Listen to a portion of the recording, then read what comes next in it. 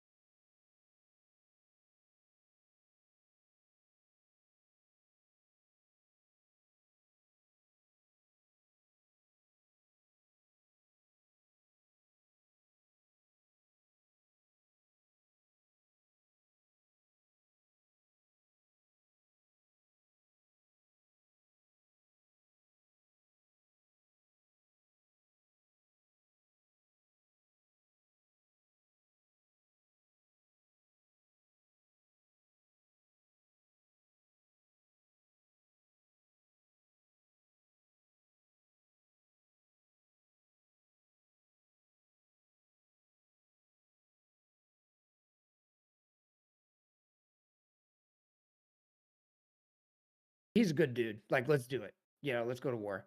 I don't think I don't know. I mean, I think he was just the final straw in a bunch of things that was already propelling him, that had like already generated the momentum towards that, and he was one of the final pushes, I believe, Okay. because we had already invaded Afghanistan. We already had this history with Saddam prior to this.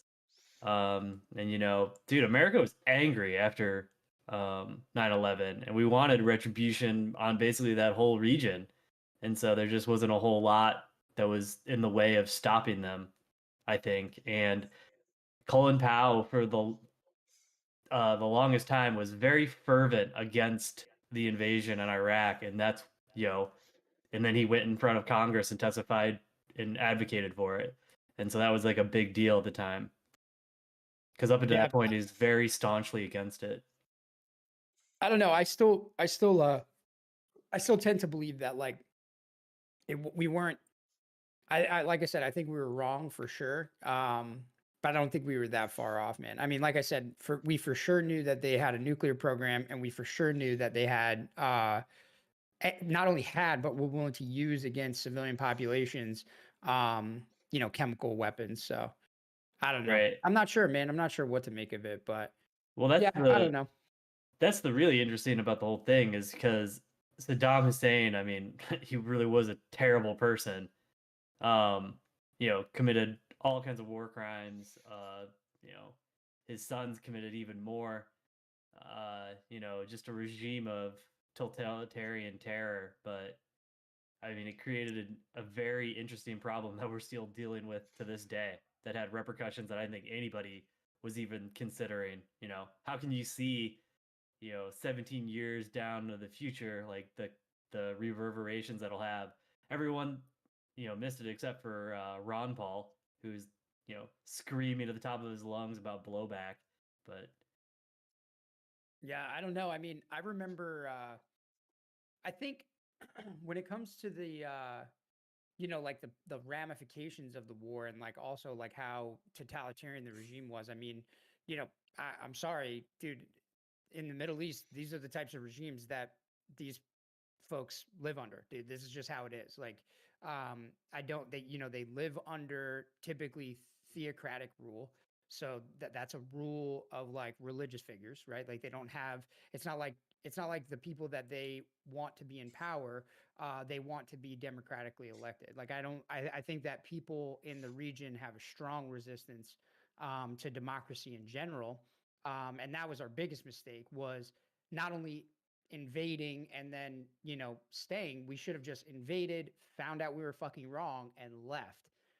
But to stay and police them and try to thrust democracy upon people that have no interest in democracy. I mean, anecdotally, people that I talked to that went to Iraq in the later parts of the war, not ISIS, not like 2 years ago, but back in 2008, 2009, when Iraq was pretty much just a policing operation by the United States military, anecdotal stories, it's like the guys that they're hearing about turn up dead because they're killing each other, Sunni, Shia, you know what I mean, and they're having infighting. They have absolutely zero I want to say, hey, look, I'm a Sunni and I want to put that stuff aside so that I could democratically elect the best official. They don't fucking want to do that. They have their own way of life, bro. They're doing their own thing. You know what I'm saying? I mean, what's your thought on that? Well, that's no, what I they always agree. do, right? They they'll band together to fight the invaders, and then once the invaders are gone, they'll go back to fighting themselves, right? So it's like, Right. how do you ever get anything done without staying? Because as soon as you leave, they just go back to they hit reset. It's an ivory tower thing. Like it's like for whatever reason, Americans were just convinced that like the Iraqi people just really couldn't wait for democracy to come, and that they just wanted Iraq to look like America. Like I just don't believe that that's true. That was our big long term mistake. Right. Plus, it's like you got to have the infrastructure set up for democracy. You can't just be like, "Oh, we killed Saddam. You're free now. Do Yeah. what you want." Like, write your own constitution. Like, no, these people have been there. I mean, seen this in Afghanistan too. They're insanely clannish and tribalistic. You know, I'm sure Iraq is, a lot different than Afghanistan, but I mean, you go to Afghanistan and, okay, the Taliban might be in power in the country because it's just the largest tribe that has a, consolidation of power, but you just go to all these different regions in Afghanistan, all these different provinces, and you run into, 18 different tribal leaders and they all have their own, system of elders that they all, have converse with and make decisions about, but it also all comes down to a chieftain, and they're always killing each other or always fighting one another. So Yeah, I mean, I don't know. Like I said, I know people are very in society today are very afraid to make these kinds of generalizations. But look, there are people that live in the Middle East and they are predominantly Muslim. There are very few Christians. There are very few other denominations, right? Like it is predominantly a Muslim society, and they have their own infighting the same way that we have our own infighting. Except in some parts of the Middle East, they live in harsher conditions and they're not as civilized as you would want them to be, and they fucking kill each other over it. They fight to the death about it. And so like I just think going into a country like that and staying and thinking, oh fuck, all right, we think they have, because my point to what I was bringing up earlier was, the way that I view the Iraq war is we think they have weapons of mass destruction. We know they don't have it. Now it's a policing operation. We've got to make this worthwhile. Let's make it democratic. But we still know that there are weapons of mass destruction that were unaccounted for that they had produced in the 90s. And then all of a sudden you fast forward and you have Syria, where you have a chemical weapon attack there. Not saying they got it from Iraq. It's just kind of weird that like some chemical weapons turned up in Syria. Maybe they got them from Russia. Maybe they produced them themselves. Who knows? But we know for a fact that there are chemical weapons in the region. They've been being used for the past 30 years. Intermittently. So I just think like we should have left, conserved our resources, and looked for those things in other places. You know what I mean? And actually found where you had terrorist organizations or totalitarian regimes that had these, production capacities or that had these chemical weapons and took them out. I agree. I think you're on the money with it. Like, it's just something we didn't understand, on top of the fact that we had recently just had 9/11. We were still pretty angry about that. Ball was Sure. rolling. And we're already in Afghanistan. Let's just take out, Iraq as well. And yeah, I agree. The biggest fuck up we made was, all right, well, we can't admit that we lost or we made a mistake, so we got to make this something. Right. Right. And we're still trying to do it to this day, which is insanity. But I think we killed almost 40,000 civilians on the invasion alone, like just in the first, days yeah, I think of just it's invading. yeah, isn't it like up to like in the totality that we've been there over 1 million? Something like that. Yeah, that probably sounds right. And I mean that's not even like, because this was also a different era and like our dudes were going in there with depleted uranium rounds, so that's not even to say like how many people that live in these regions are suffering from like radiation exposure now long term. There's a whole thing about birth defects in Iraq, that I think are real, you know what I mean? Like are act like no bullshit. I don't know. It's a shitty. I mean, war sucks, right? Like we all know that, but like, it's definitely a shitty situation there because, yeah, we've been there. Yeah, God, dude, going on 2 decades, and the war evolved. It went from hey, like I said, like we've been talking about this WMD to policing operation, and then now, like it went to full scale war again with ISIS when they moved in. And you see this resurgence because we've basically opened a vacuum for lots of terrorist activity. Yeah, it's if it wasn't for 9/11, even there's you wouldn't even have the momentum to even get the people behind for approval to go to Iraq. It's like because like Drew was saying, we were so angry that it was literally you had like a freebie pass, you know. You could just kind of say anything and like spin it towards related to 9/11, and everybody was just like, let's go get them, you know. So it was Yeah. like the perfect time, you know, perfect excuse. Well, I mean, Yeah, I don't even look at it as an excuse. I mean, that's legit, dude. You had, I mean, I think, they were Wahhabi Muslims from Saudi Arabia that we probably should have killed some Saudis about this. But generally speaking, yeah, dude, they flew planes into, are buildings of national interest and kill a lot of people, like for sure. Let's kill a lot of them as well. I think that that's Pretty, above bar. yeah, it's pretty metal, so gotta get them back. For Yep. sure. But I wonder, like, if that didn't happen. So, like, if you don't have the back-to-back invasions, if it turns into more like what we have going on now, like in Africa, where or before Syria got hot or whatever, where like you do have American forces in these areas, but you never really know about it unless something goes wrong, or something like just randomly something covers in the news and it gains traction. Like I've brought this up before, but like remember the day when everyone found out that it was pronounced Niger instead of Niger? Yeah. Yeah.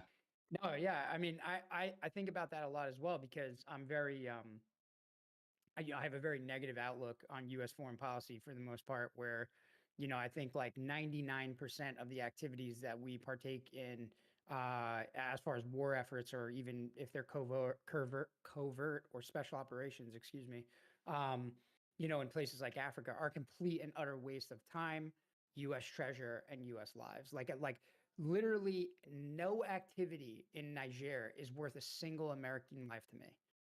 None.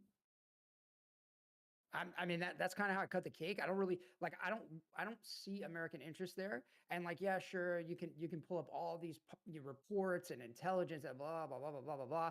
And honestly, at the end of the day, these intel people, I've talked to them. I know folks who did it. Obviously you guys know. I have a lot of friends who are. Oh, we just got a follow on Twitch, Sweden official. Thank you very much for the follow. Um, sorry, had to cut myself off there, throw that out. But yeah, man, I think I think like when it comes to these types of operations, man, who are we supporting? What are we fixing? I mean, do you guys? I mean, what does it look like to you? Like, what are our operations in places like Africa? What do you think that does for American posterity? Nothing good, because I mean, we've talked about this a few times on the podcast, but like the amount of just money and foreign aid and time we have spent in not just the United States, every country, every developed country, in order to try to get Africa to fix itself is just, it's a waste of time and money. It's like the main reason we're in Africa is so that other people can't set up there, like China and Russia. We're literally just kind of preventing a vacuum. In a way, it's like So, like it's Mike, you're right, but at the same time, they're winning there. So, like for instance, like China has a huge visa program for infrastructure in Africa. They do the same thing in Latin America. So China will say, "Hey, Africa, you have a low sovereign credit rating, whatever country, right? Like there's very impoverished nations in Africa. So they say, hey, pick a country out of a hat that is an impoverished nation in Africa. It has a low sovereign credit rating, which means that they're not allowed to borrow like from other countries in the marketplace because they people are worried they're not going to pay them back, right? So what China does is they said, hey, don't worry about that sovereign credit rating, dude. We'll build everything for you. We're the number one producers of steel. We're the number one producers of concrete. We'll build everything you want. You want buildings, you want roadways. All you got to do, you just got to toss us a couple of those lifelong visas and let all Chinese citizens move into those buildings and let all Chinese citizens drive on those roadways. And that's what they're doing all over the world right now. So China's winning. And what are we doing? We're teaching these guys to walk around and cut squares. And most of them don't even have the will to fight. If it came down to it, it's very stupid. I don't know. We're teaching them to fish with mosquito nets, Rob. Yeah, exactly, dude. No, yeah, I get it. I mean, I don't know, man. I get really passionate about this because, like I said, it's like when people are like, hey, oh yeah, like I'm so for raising taxes or something. It's like to me that's not even like a liberal or conservative argument. It's like where do you think your taxes go? They go to Niger for some military dude to walk around with some Nigerian military dude and walk around in a square with them. That's what we're doing. That's the most effective defense posture that we could take. I don't get it. It just doesn't make any sense to me. And most people, like I said, that try to make it make sense to me, they sound like salesmen. They sound like they're trying to sell me a used car. Well, hold on. Let me draw all the strings for you. Let me Right. connect all the dots. Niger is just really important from an economic and a strategic standpoint to country A, B, and C. And if we don't get in there, China's going to get in there, or Russia's going to get in there.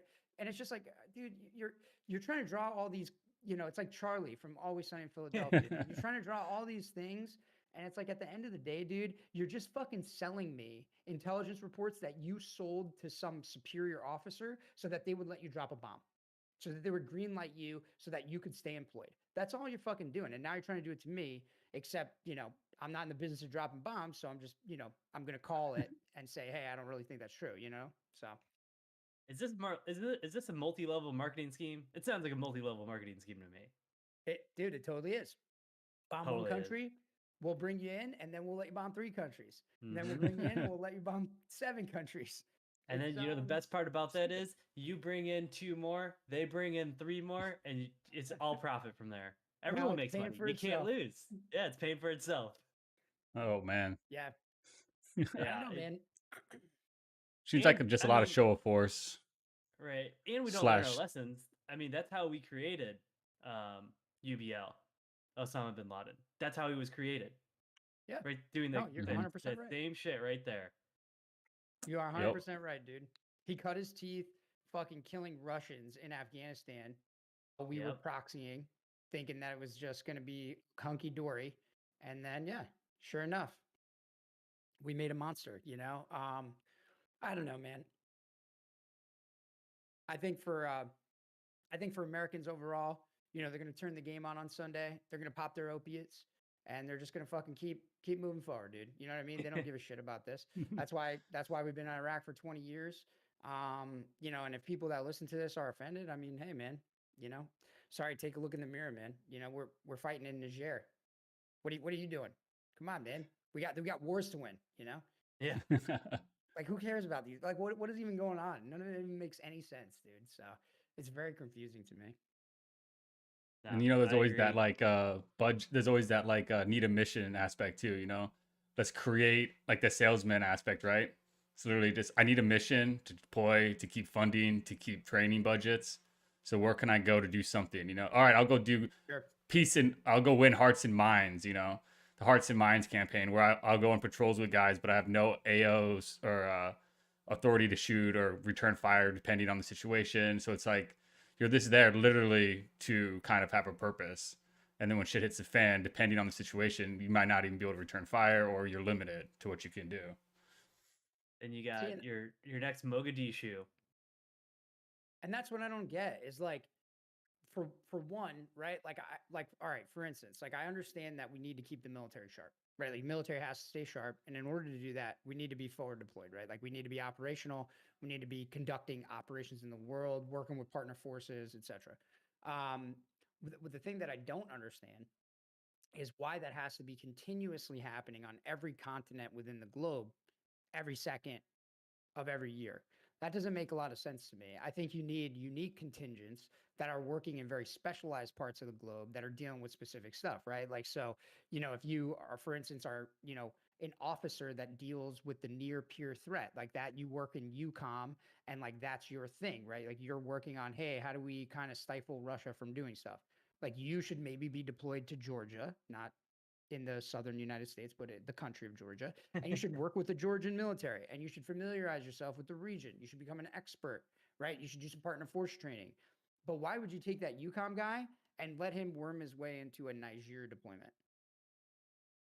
Doesn't make sense. Happens all the fucking time, right? Every fucking day. Guys, I mean, Drew, you saw this. I mean, guys literally will kick off junior dudes out of a platoon so that they could deploy to Afghanistan to get their fucking combat action ribbon so they don't look like a boot or something, It's like, it's the culture within the military can be really gross at times. And then overall, it just really doesn't make sense from a policy perspective how they're employed.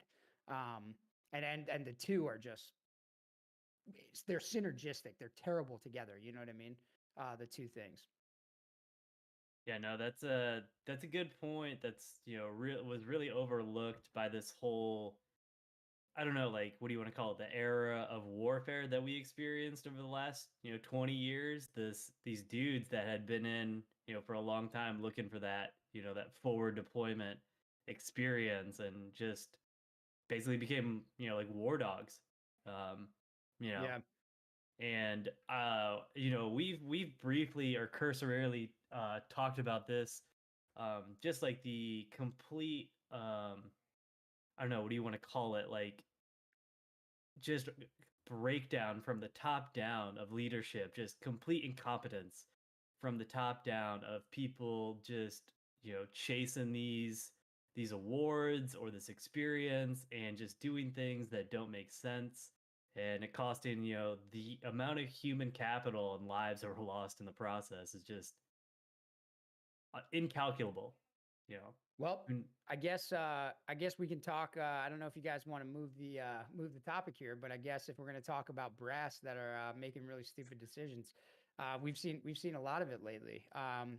We've seen Joe Biden, you know, let us know that that women are military are make us, you know, the most lethal military on earth. And you know, you're seeing a lot of controversy over that as well. Female physical standards within the military, ton of controversy. I mean, you guys want to go there? oh, you know it. You know it. I'm ready. It's taboo. It's taboo. Let's do it. I got a lot to Women say, dude. I women got a can lot. do anything men can do, Dude, I've except seen the for equality firsthand. I've had two rucks on before. I've seen the equality while a woman fucking walked in the back. And look, man, it's not a dig on all women. It's just like, dude, there are, you know, I think that they're like, for instance, like in intelligence roles, female linguists that maybe are getting attached to some of the most high profile units out there, they're killing everybody, dude. They're killing all the dudes that matter. They're doing hard work and they're smoking dudes, right? And they're super good at what they do. And you need them, you know, especially like in places in the Middle East where men conducting conversations or touching women is just not a thing, right? Like you're just not allowed to do that. Um, Women are essential, dude, essential, right? So like there's a time and a place for women, but like for whatever reason that I found myself next to a woman where we're both wearing 80-pound rucks and she's like 60 pounds lighter than me. And obviously as a woman, you know, lower bone density isn't necessarily doesn't have the upper body strength. Why I found myself in that position always just bewildered me. I'm like, dude, like if you want this person to be like a deadly asset, put them in the right position, right? Like choose the right people for the right jobs. That's like I don't view that as discrimination. I mean, that's why we have boot camp, right? Like, I mean, even at the lowest fucking possible level, we're discriminating against, if you want to call it that. I mean, to me, you're actually placing people where they should be. I mean, if you go to boot camp and you know, this isn't like a dig on disabled people, but if you go to boot camp and you're blind, you're obviously not going to help anyone meet mission. You're a burden, right?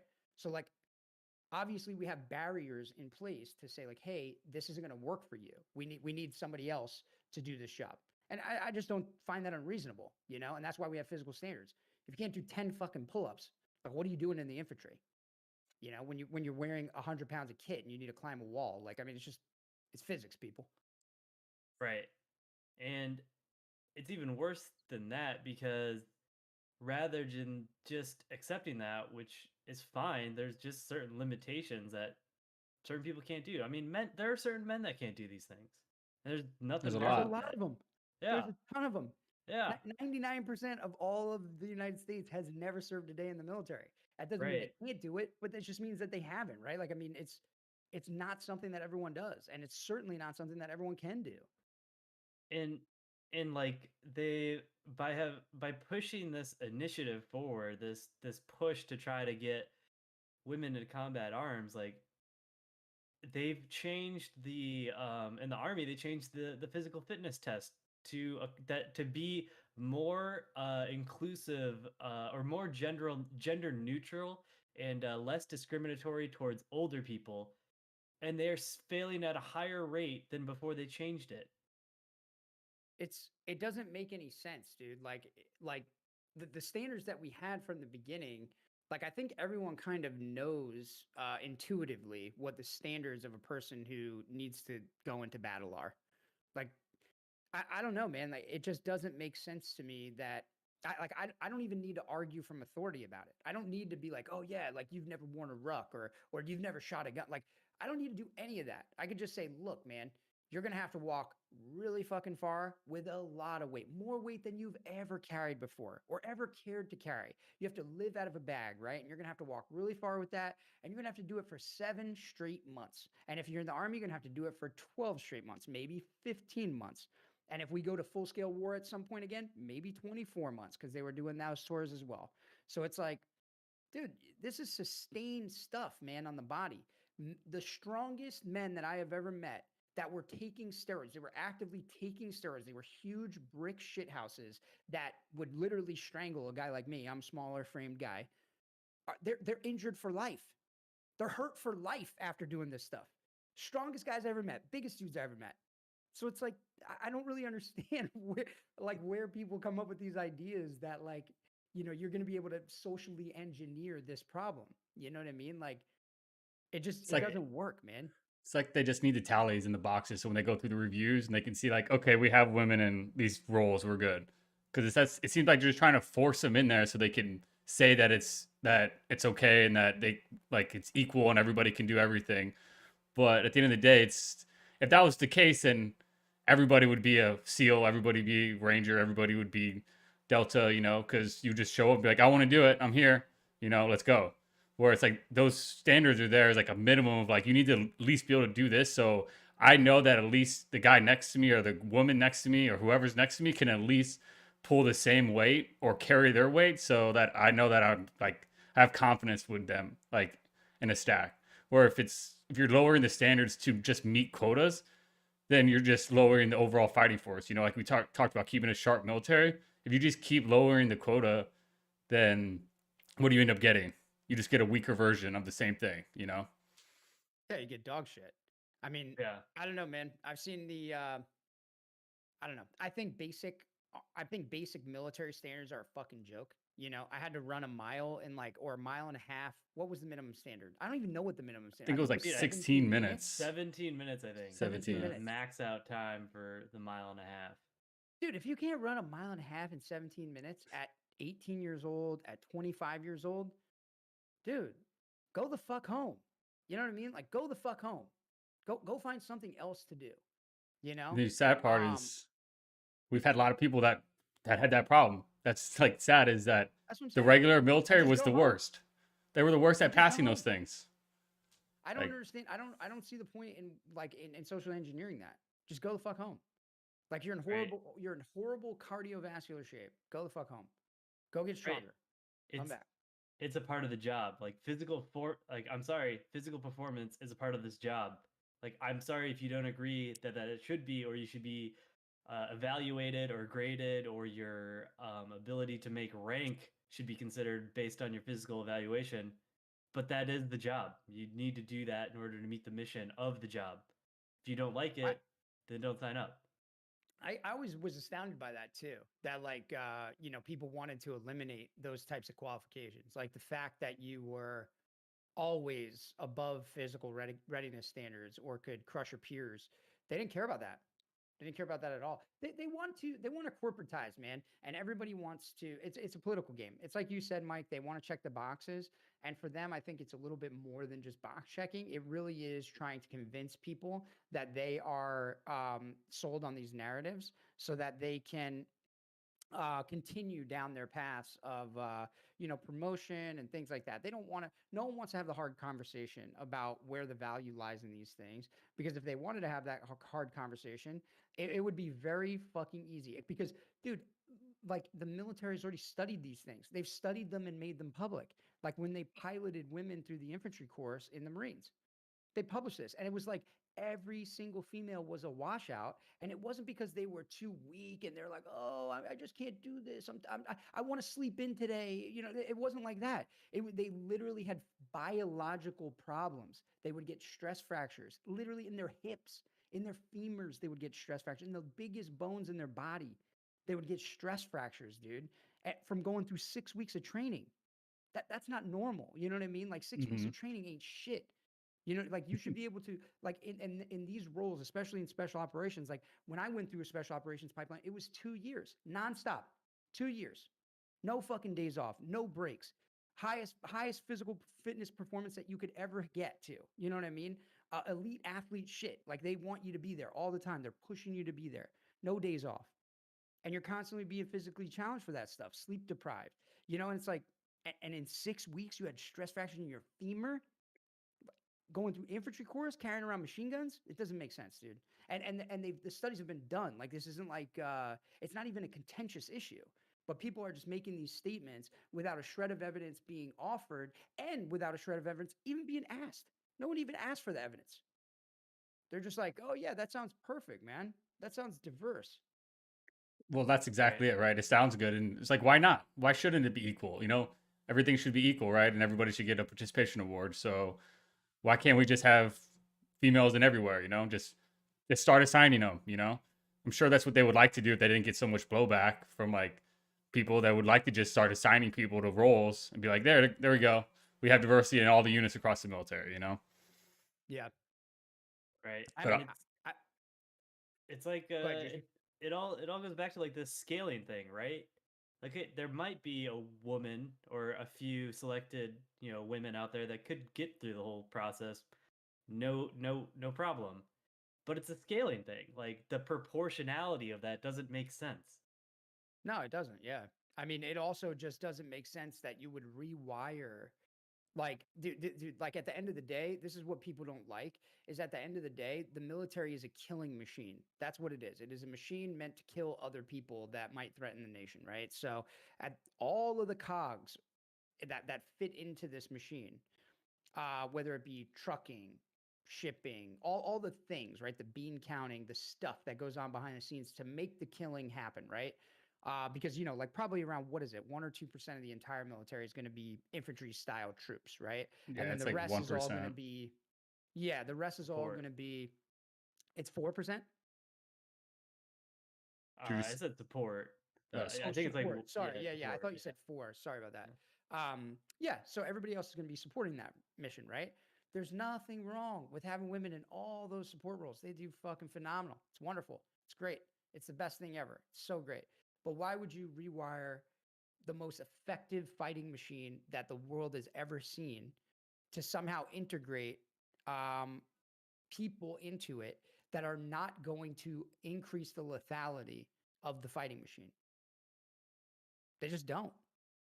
I mean, dude, like I said, if you get stress fractures from carrying machine guns for 6 weeks, you don't increase lethality. You're now technically a casualty. You're wounded. You know what I mean? And you've never even maybe even seen contact. So it's like I don't get it, man. I don't get where they're coming from with it. I don't get what they're trying to achieve. But what I do get and what I do know for sure is that many other militaries around the world are getting much stronger than us. And it's because they don't suffer from these integration issues. They're not rewiring their killing machines. They're just learning from everything we do, stealing our IP, and getting way better every fucking day. They're getting more and more lethal. So I don't know. Yeah, and Yeah. we're training them. We're training them and training them and training them, and as we get softer, they're getting more experience and more experience, and our like war hardened dudes are getting out, and now we're kind of getting to that point where we were before, where we don't really have any war veterans or combat veterans anymore, and it's just kind of getting back to that like garrison military, where everybody's Yeah. just kind of coming to work for the 9 to 5. They stay in because they got that financial security, or they had too many kids so they can't get out anymore, or whatever it may be. Like no one's really staying in to train the next generation of troops. Turning into No. that welfare state we all know and love. Yeah, the old garrison welfare state. I mean, I don't know, man. I still think, like I said, like I still am a firm believer. I know when I have this conversation, I'm very passionate about it. So like I sound like, oh, I just hate women. I don't want them in the force at all. But like that couldn't be further from the truth. I think it's exactly like what happened to me is what should happen to women. Is like when I'm coming into the military, I didn't know what I wanted to do. I was an 18-year-old kid. The military is a big place. I wasn't really sure. And people notice right away, like, hey, dude, you got an attitude. You're a little fucking, you're hard headed. You're stubborn. What the fuck are you doing here? Do you want to work in an office in the military? Is that like really what you want to do? And I was like, no, that's not what I want to do. And they're like, okay, show me how many push ups and pull ups you can do. Go run as far as you can. Go swim as hard as you can. And they're like, okay, you look like physically like you could do this. Go into special operations. That was kind of like how it started for me. And I think I was pushed that way. No one, it wasn't like I showed up one day and people socially engineered me. I had to show a little bit of interest and they pushed me in that direction. And I think they do that for lots of people. They push people to the infantry, they push people into medicine, they push people into all working with radios, learning languages based on their intelligence, right? We take Hmm. standardized scores.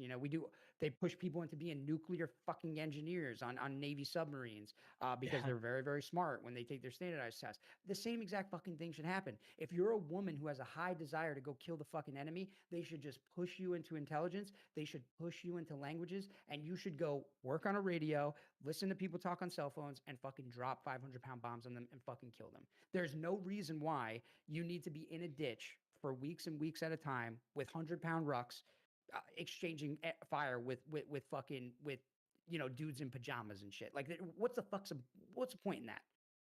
What's the point in that? You know, Work smarter, not doesn't it harder, doesn't right? yeah, doesn't make any sense.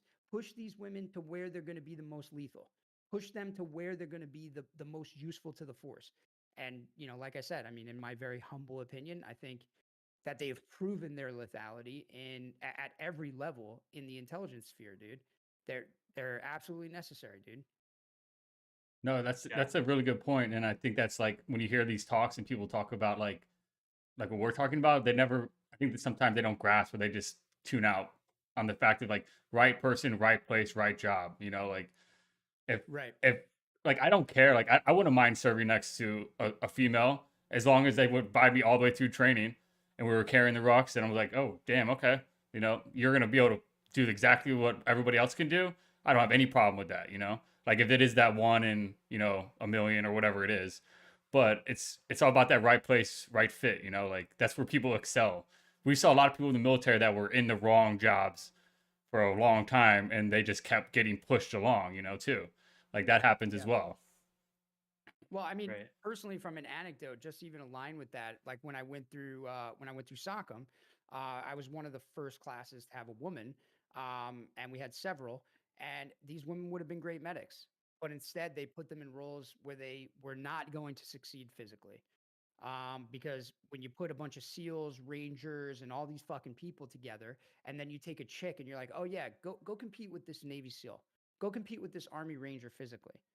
It's never gonna in a million fucking years happen. It's never gonna happen. I don't care how good of a triathlete she is or a gymnast. They're gonna find something that is weak on her and they're gonna exploit it because that's what these instructors do at these schoolhouses. And guess what? Women are not super strong at carrying rucks, and we got to carry lots of rucks. We got to live out of rucks. That's what we do. That's just how it works. Got to carry lots of weight. Body armor's heavy, ammo's heavy, water's heavy, chow's heavy. I can go on. Um, and I watched these women that would have been incredible medics or nurses or doctors or any level of medicine, very passionate about medicine. They would have been great had they been sent to, like flight rescue and been in-flight paramedics. They would have been phenomenal at something like that. But instead, no, they wanted to be so cool. They wanted to be kicking indoors, and they ended up failing the course because you can't carry a fucking ruck. You know what I mean? How are you going to carry a patient?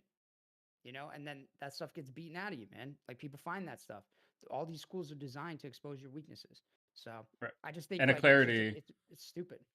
and a clarity. It's not just like for the females. Like they do that to everybody. They literally the instructors sit in a circle or they'll talk about it. It's like and they'll like notice something about everybody. They'd look for that, and that's why they will beat you down because they're trying to figure out where you're gonna mess up or how you're gonna fail to everybody. Not just if you're a woman or a SEAL or that big jack dude that shows up. That's more of a challenge. They're like, all right, we're gonna break you too. Like their goal is to break you and try to get you to quit or figure out where you're gonna break. So like that's just how it works, because Yeah, training is way good easier point. than real life. Training is the No, easiest part of absolutely it. good point. They definitely do not. It's not a discriminatory thing. If anything, they discriminate against everybody Every- individually. Everything is gets discriminated. It's the most discriminatory process you can imagine. And, you know, keep that in mind, but like thing they are not, people are imperfect. They still can't weed out all the fuck ups. Fuck ups No, still get through. And guess what? Like once they get past a certain point, they're never coming out of the system. And yes, they might be able to get through and do what is the bare minimum necessary to complete their job, but dude, everybody knows in the unit who this person is that is, not up to standards. It could be very iffy if you ever got into a really bad situation, and you just hope that it just never does. Or if they do, that they're, hopefully with the amount of training they've had can rise to the occasion. But, even then, still people get through that shouldn't be there. No, yeah. The standards are the standards have increasingly gone down. Like we've gotten smarter with our training, like we don't do the whole like like everybody's seen that Vietnam movie where they're like, they go on the big long 10-mile run like in the southern heat and shit, and then they got to dump their canteens at the end to show that they didn't drink and stuff. Like they used to do that stuff for real. We don't do stupid shit like that. They have like elite performance people that are teaching you how to do this. Strength and condition coaches, nutritionists. They got legit people, especially on the special operations side. On the infantry side, because I'm more of a fan of women going into special operations than I am of women going to the infantry. Like I think women going into the infantry is a corruption of what the infantry is meant to be, which is the infantry. And people get this mixed up. I don't know why. The infantry is there to kill and die. That is what they're there to do. That's it. You put them in the harshest conditions anywhere on earth at any time, and they fucking make a home there and they fight and die there. That is what they do. And I think it's just a big fucking mistake to stick chicks there. But in SOF, so a lot of my conversation points are going towards SOF is my point. You have elite people who are preparing you to, engage with the activities that you'll have to deal with. And still women can't do it. They've proven that they can't do it. And there's been huge, like schools like Ranger School. Everybody makes a big ass fucking deal about Ranger School. Ranger School it's a leadership school, right? It's a very difficult and grueling school, but it's a leadership school. Women can't pass that. You think a woman's going to pass buds if she can't get through fucking Ranger School? No fucking way. Not a chance in hell. Now you're talking about a woman that not only is comfortable above ground with everything you're going to do to her, but now in the ocean as well. Nah, dude. It's just dumb. It's just really silly, dude. Yeah, Right. water's the great equalizer. Plus sleep Yeah, and just water stress, sucks. like those schools are literally 20 hours a day, 7 days a week, just literally pounding, and you can't get hurt. You can't like literally got to nurse yourself in the couple hours that you have in between days. There's no, like Rob, when you're in that pipeline, you couldn't get hurt at all. Otherwise it would put you back and you'd get fucked. Like you literally had to just fight through You it. hide your injuries. Yeah, That's why you exactly. wear them for life. Exactly. Yep. But no, you're right though, Mike. And like I knew men, like grown men that, biologically were men, had fit, the fucking bone density to do these things, that got femur fractures when they were in butts, you know what I mean? From rough surf entries on like rocks and jetties and stuff, and get a femur fracture. I knew girls who got femur fractures at field med, who got stress fractures at field med. And for most of you guys, I don't know, maybe we're going a little too deep on this military shit, but for people out there that don't know what that is, that's like basically where they teach. The Marine Corps doesn't make medics organically, and so they borrow them from the Navy. And in order to go serve with the Marine Corps to be a medic, basically, you have to go through a school called Field Medical Training Battalion, and they teach you how to be a Marine in like 8 weeks or something, right? Easiest fucking thing I ever did next to boot camp. It's a fucking joke, and there are tons of women that have passed it. Tons. There are tons of women that have passed it. I'm just simply saying that there are, in aggregate, way more women who have failed for physical standards than there ever were in all of history, men who have failed for physical standards. I would say in 1 year, you would probably have more women fail that course for physical standards than you have men fail that course for any reason in 10 years. 100%. Yeah. Count the DUIs. Count all the DUIs, too. And that's the Count 'em number one all. killer of men. Yeah. I mean, that might be a bit of an egregious statement, but like my point being that you have a lot of women fail that course for physical standards, where you're literally moving at, what would you guys say? I would say you're moving at a maximum of 3 to 4 miles an hour through relatively flat but varied hill terrain, like 3 times in that course. Three fucking times in that course. And the weight is like 40 pounds. Like you're literally carrying 40 like pounds. pillows. Like I remember, rubber rifle and Yeah. 40 pounds. and if you're on the East Coast, it's all flat. Like I was on the East Coast and it's all flat. And you do what? I think Yeah, it's I 6, was West 8, and Coast. 10 mile rucks with like 10 Yeah. pounds Thank you. or Yeah. sorry, 40 pounds, and you're just going in a circle, you know? And I remember being one of the dudes that was like super motivated at this time. So I was like trying to help people, and I was literally in the back trying, like, having to help push people Oh forward yeah, I so they remember wouldn't those fall people. out. Yeah, like I'm literally walking behind people and running up and down, like pushing people forward because they were literally come up to me like, "Hey, can you make sure I don't fall back too far?" Because they couldn't even keep up. And I don't even think, because I think what's the average like Marine Corps pace is 15-minute miles, so it's four an I hour, I don't even thought. remember. Yeah, something around there. I don't even remember Yeah, though. and But I yeah, think we were something going like way that. slower than that because I think we were probably going like maybe 2 mile, like probably 20 minutes a mile or something. But yeah, Yeah. it's definitely nothing compared to like if you actually get in a unit where you have to carry water, because water is heavy as fuck that no one ever thinks about. Yes, it is. Yeah, man. Water, batteries, chow, just the shit to like get through the week. I don't know. Whatever, man. I think, like I said, I think all this stuff is pure virtue signaling, and I wish that I could have conversations with some top people, but I'm not cool enough. Probably because I talk too much shit. But shame on you if you're out there promoting these types of situations that will not be inherently good to the lethality of our force. That's fucking dog shit. But yeah, I mean, I don't know. I saw some Marine gunny who looks like he's been skipping PT for the past fucking 8 years. Who's like the commander of the Space Force or some bullshit. I saw him kind of lashing out at Tucker Carlson for Tucker Carlson's comments.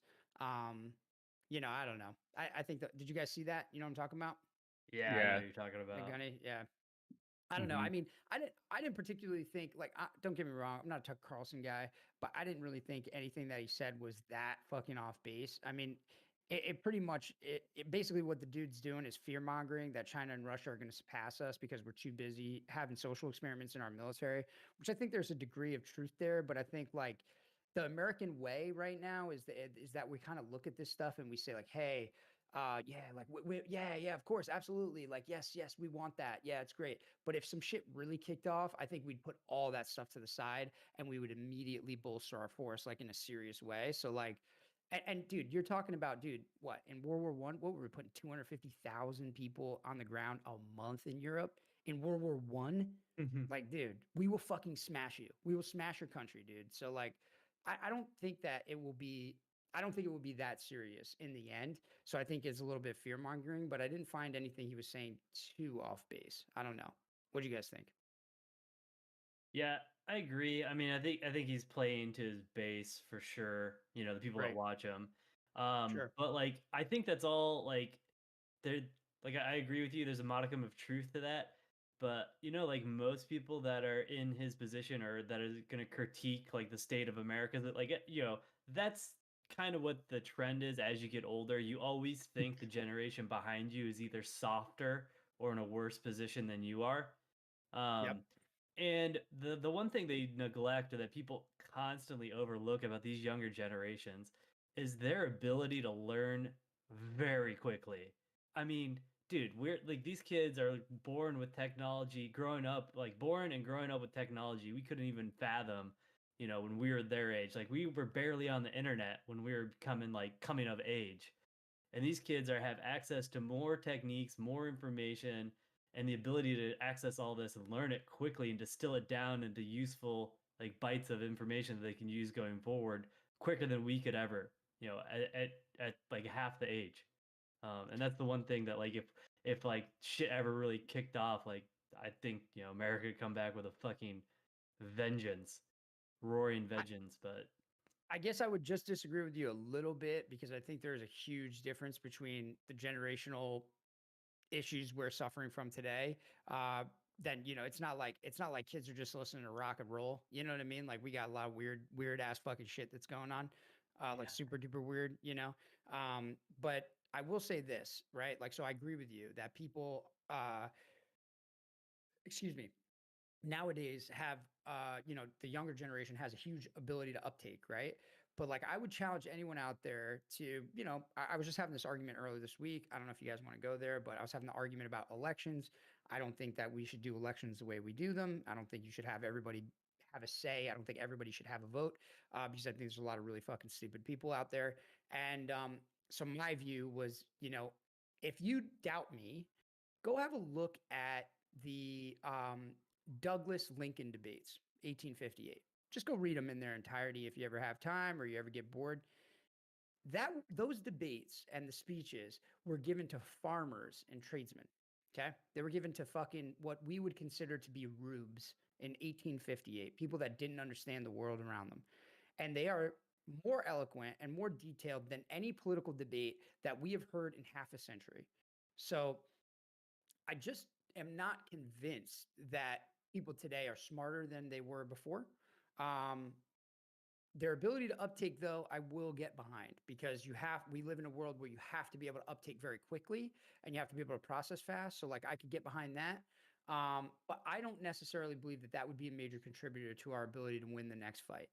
I think it will come down to good old boys, the same way it always has, good old American boys that are willing to put aside all their differences and go fucking die for you. That's all it'll come down to me. Maybe that's oversimplification, but Yeah, no, that's true. I think the uptake's a big thing, right? Because you're just constantly uptaking information all day long. But when it comes to like taking that uptake and actually getting up and going and physically doing something with it, I think is a different aspect, right? Because it's different when you're like sitting there and learning something than actually going out and like mentally pushing yourself through to go do something like go to war or like volunteer to go well, to just war doesn't or something. doesn't help you in a fight. Doesn't help you in a fight. If half the country is overweight, right, and is on the track to cardiovascular disease, they might be able to cite me lots of Wikipedia pages, but that doesn't mean that they're going to be any good in a fight. You Right, know, exactly. Yep. and that's not to disagree with you too harshly, Drew. Like I agree with you. The ability to uptake, Well, we're going to be fighting informational wars here, and we're going to be fighting, along the lines of data. And I see where you're going with that. we'll overwhelm them with our size. Yeah. They won't know what to do with us. We'll out eat them. Yeah, we'll just move. We'll have our own scorch and burn policy. It'll Yeah. just be eat. We'll be like locusts. Just Yeah. release the infantry of locusts. What happened to all the crops? Oh shit, dude. Oh man. It'll be the slowest moving army of all time, but boy, could they take everything out in a square mile. Imagine the logistics train behind that. So Oh common. man. Dude, they're gonna be organizing all the robots and drones to deliver all the supplies they need on their Amazon iPad. by then Amazon will be doing combat drops for Amazon Prime overseas. You'll be at a Or fob. Next Yeah, day, you bet a 2-day fob. delivery. Yep. Exactly. You'll be in Eastern Afghanistan fob in 10 years still fighting the same war and Amazon will be dropping drone packages to you. Yeah. Yeah, I don't know, man. I don't know. You guys know me. I got lots to say about it. I got big lofty opinions. Oh, I agree, man. I subscribe to the John method of voting as well.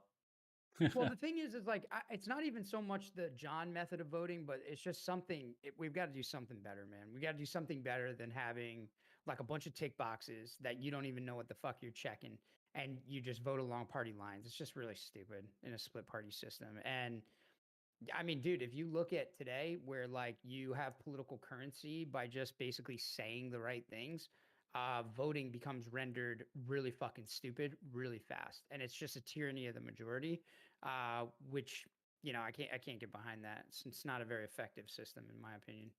Yeah, tyranny of the majority and race to the bottom because it's all this, pandering back and forth to cultivate the largest Exactly. base. Mm-hmm. Exactly. Exactly. Yeah. Just figure out who's going to come out to vote and just make all your policies and all your talking points around that base. And then after you get in, just make sure to keep talking on the same points, and that's all that really matters.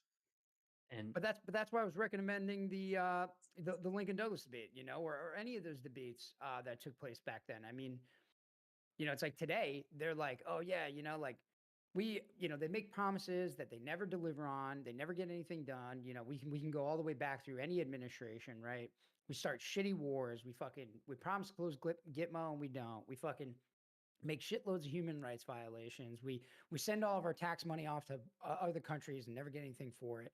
Um, we forever consolidate executive power, and every time you hear some guy telling you this, telling you that, why do you think it never changes? Because it's just a fucking popularity contest. Because the way that we vote for people is stupid. That's why it never changes. You know, like how many people do you think if we now polling data is not very reliable, but how many people do you think really actually believe in the United States that their vote matters? You know, I mean, I know people that vote just because it's Dude, like an in vogue thing to do, so they could post it on Instagram and shit. You know, Get like the sticker. yeah, yeah. it's It's not a, it. No one looks at it as a civil duty anymore. it's um it's definitely that, but you will run into the people that are like morally appalled that you abstain from voting if you don't vote, and you're just like, oh, it's a waste of time as well. Like, or they give you the whole you don't vote, so you don't have an opinion, you can't have an opinion, conversation.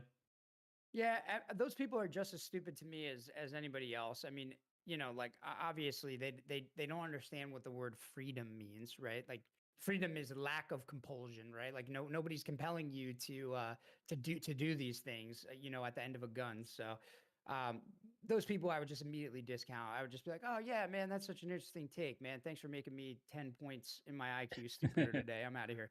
You know, but I have you know unfortunately had to interact with those people. You know, and it's very similar. It's like the opposite of an argument from authority. They're just like they're like an Yes. argument from idiocy, you know. But like then you have the argument with people like you know like this Marine Gunny or whatever who was yelling at Tucker Carlson, like in some pre-recorded YouTube video or something. I don't know what the fuck he was doing, but he's like, you don't get an opinion if you've never served. I want everybody to know he's never served a day in his life. It's like, like what? So if people don't serve in the military, they can't critique the institution. Like it's the most un-American, you know, position. Like what are you fighting for, buddy? You know what I mean? Like why are Yeah. you even in the like what freedoms are you defending if people can't criticize an institution openly? Like I don't know. Well, It's just it's so obvious how stupid people are sometimes. It's incredible. it's weird you say Yeah. that, but yet your secretary of every armed forces and your president and your senate has never served a day either, but they literally control you. Yeah. So it's such a weird thing to try to target a news reporter or civilian on when you're literally your who's running you has never served a day either, but they literally decide who you're going to go fight and what missions you're going to go on, you know. It's literally, dude, it's literally the argument that I would expect from like a Lance Coconut in 19 years old in a bar like outside of Camp Lejeune or in Oceanside, California. I would picture them you know, having this conversation in a bar where some guy's like, "Yeah, man, you know, Iraq and Afghanistan are just unjust wars, dude. Like, you shouldn't be fighting." You know, and this Lance Corporal is just like, "Oh, you don't get to have a say. You never served. You never served a day." Like that's how I picture it. You know, it's like this petty, very just low IQ argument between two idiots. You know, um, with not a lot going on from a stimulation standpoint, but I don't Yeah. know, man. It's all unfortunate. It's very unfortunate what I think is happening to the armed forces. It's terrible. But Yeah, I it's mean, their let own me ask doing. you guys this. Let me ask you guys this. You guys are military folks. Um, would you ever, right now, state of the military, let's say you had a kid that was about to turn 18 this year, and he was like, "Hey, I want to go to the military." What would you say? Like, how would you sit your son down and talk to him about the military? I think it's an interesting thought experiment because I thought about it. Like, would I let my kid, like, if my kid saw my paddle hanging on the wall and was like, "Man, that's like, so, it looks so cool. Like, I just would love to do that." I'd be like, why don't we go out for a walk? Yeah. Now it's a good question. Um, I mean, it's because we're all veterans. I think we get approached a lot, especially by younger people, about our experience, and people that are generally curious in it. And I think about this all the time when I'm giving them advice too. Um, but I would be pretty brutally honest, if I had a son and he was like, "Hey, I'm thinking about doing this," and I'd try like hell to steer him away from it. I'd be like, "You do not want, you don't know what you're getting into. You don't want to fucking do it. Like you think you know what it is, but trust me, you have no idea." Now that obviously that's the worst thing you could ever say, but I'd just be like, Yeah. "Dude, this is because like if you say that, they're gonna be like, oh fuck you, I'm gonna go do it anyway." But I just be like, I would be brutally honest with them and be like, lay out what their life is gonna look like for their whatever their enlistment is, and um, you know, just ultimately it would probably be I'd let him make his own decision, but I would try like as hard as I can to manipulate it into him not going in. Like, unless, it's really what he wanted to do. But I would not recommend it. That's a good way to, improve your, one of the best ways to probably improve your social capital or social mobility. So, Oh yeah, for sure. Yeah, I would probably go along the lines of what I tell a lot of people is like situations may vary, man, or experiences may vary. Like I know people that go in and have great and awesome careers, like promote like crazy, get all the experiences they want, get all the like everything they wanted out of it, and they have a great time. And I know people who get screwed and have horrible times or get horrible deployments or comebacks, like you know, with way worse than they went in with.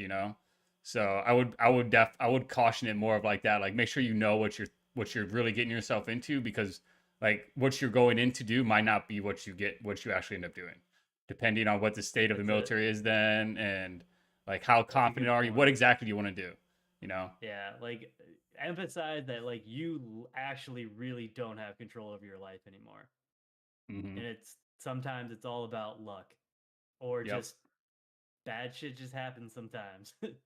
Or just you get lucky and you get the promotion curve. Like we all saw guys in the Navy that just hit those exam cycles that were just golden cycles, and they get promoted fast, and they get those awesome deployments, or they get all the schools they want, and they have great experiences. So, and I would also heavily like harp the you make out of it what you like, get out of the military what you can get out of it, because they're going to get everything out of you. So like get as many schools. Like I would say go to college first and then go as an officer no matter what. If you're going to do it, one, go as an officer, have the better quality of life, get paid way more money, and then when you decide to get out, you're already set up. You can transition easily. You're not going to school in your 30s and then starting, your career at 35 or whatever. And then go to the Air Force because they have the best quality of life. The standard of living pay or whatever it is if they're not stationed Yeah. on an Air Force base. Mm-hmm. Yep. Exactly. What about you, Rob? What would you say? Yeah, dude, I would go a whole different direction from you guys, and I would just be like, look, I mean, regardless of the military experience, dude, like what we were just talking about, like number one, your elected officials have been elected by a population that may or may not understand what the ramifications of those elections might be. Your elected officials certainly don't give two fucks about you.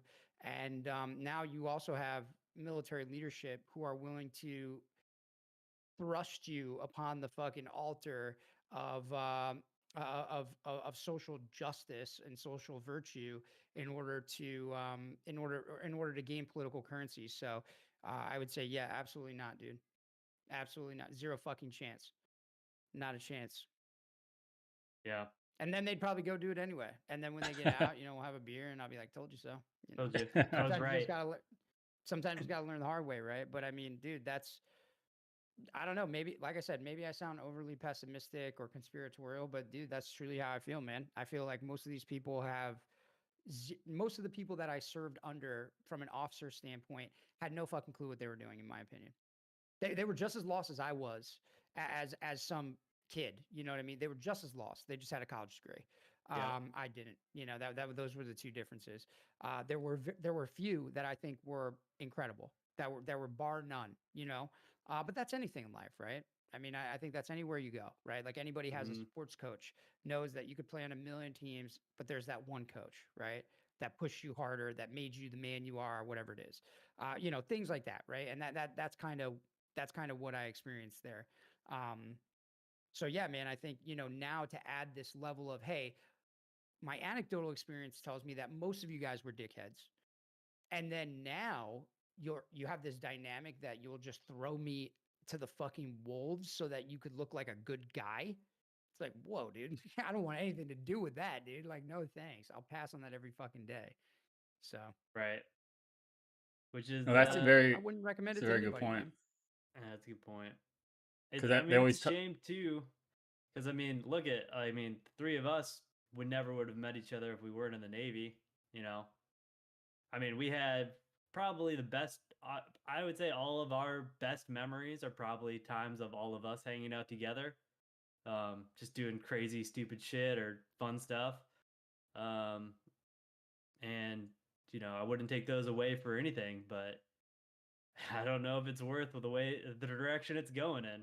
You know, Yeah, I mean, it's not to look in the rear view and say it wasn't all worth it. It's just to say that nowadays I think that there's a dynamic change. Like when I came into the military, people were talking about don't ask, don't tell. It was like a simpler time, right? That was the main, that was like the big social yeah, drama, right? It was Yeah. like and I think for the most part, generally my interaction with everyone across the military is they love to make a lot of gay jokes and they love to joke around and just be pretty. They make jokes about dead bodies too. They make jokes about killing people. It's the fucking military, right? But like at the end of the day, no one cared if anybody else was gay. And we've served with gay people. We served around them. And nobody really gave a fuck. It was just a lot of jokes, a lot of dark humor, which I think was common to the military. So that was like a non-issue. You know what I mean? yeah, To me, it was very, very much a non-issue.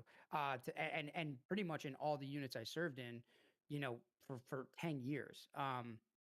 Now that's not to speak to the individual experience of any gay people who may have suffered discrimination. Maybe it happened, maybe it didn't. I don't fucking know. I'm just saying that I think that was a more reasonable issue to approach, right?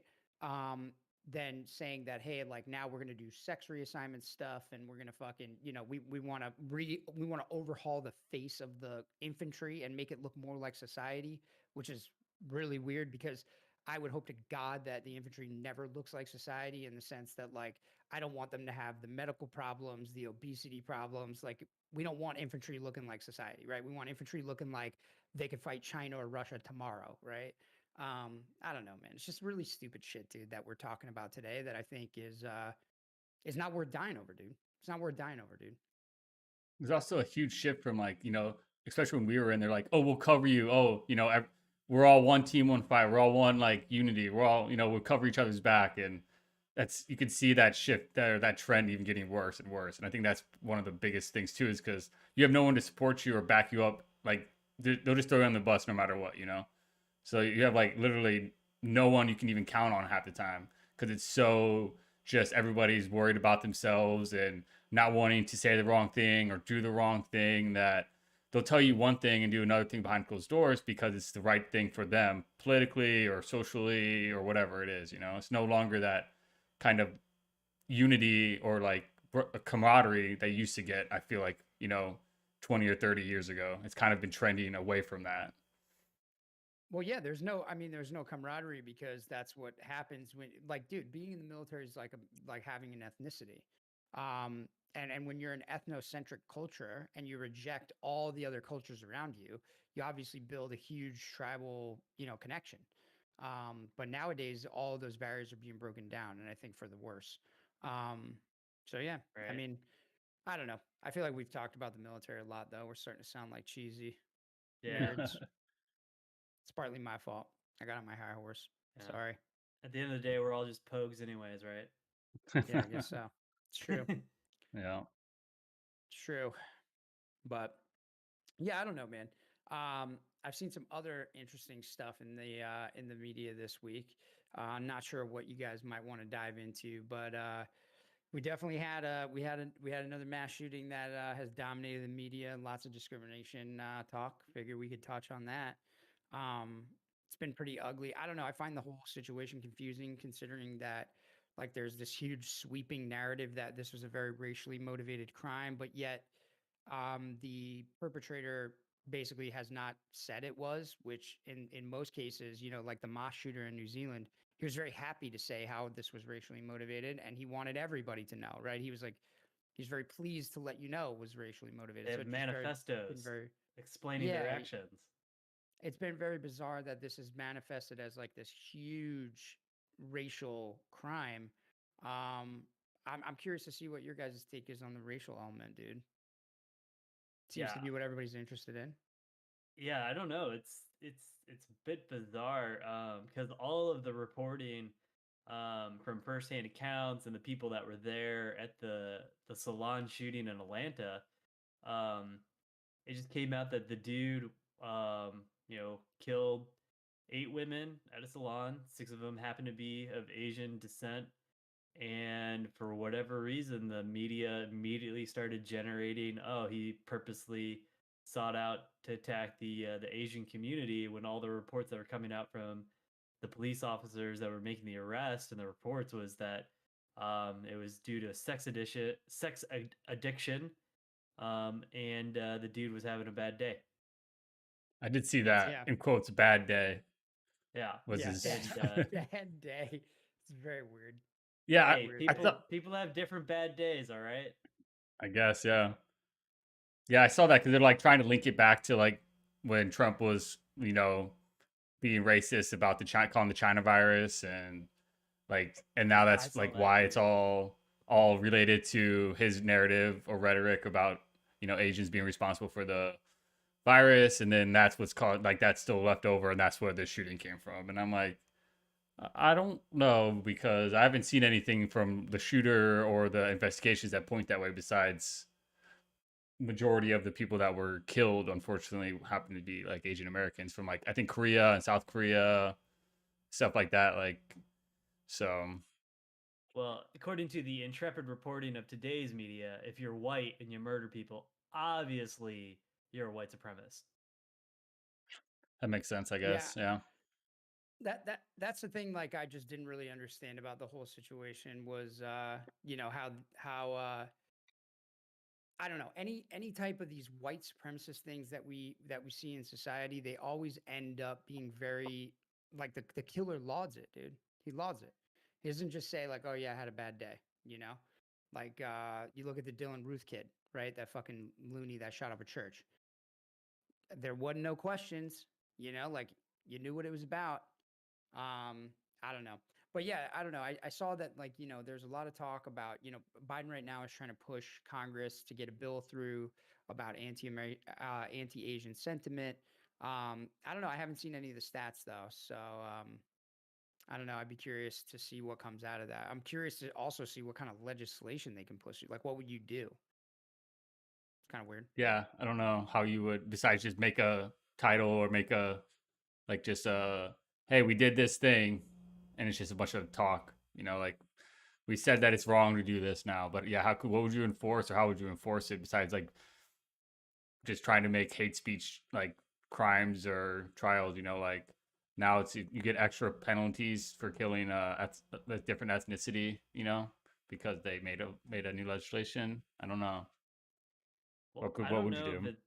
I don't know if it's as much as good faith on they actually want to try to get something pushed through Congress and done about it, as much as it is like they do this.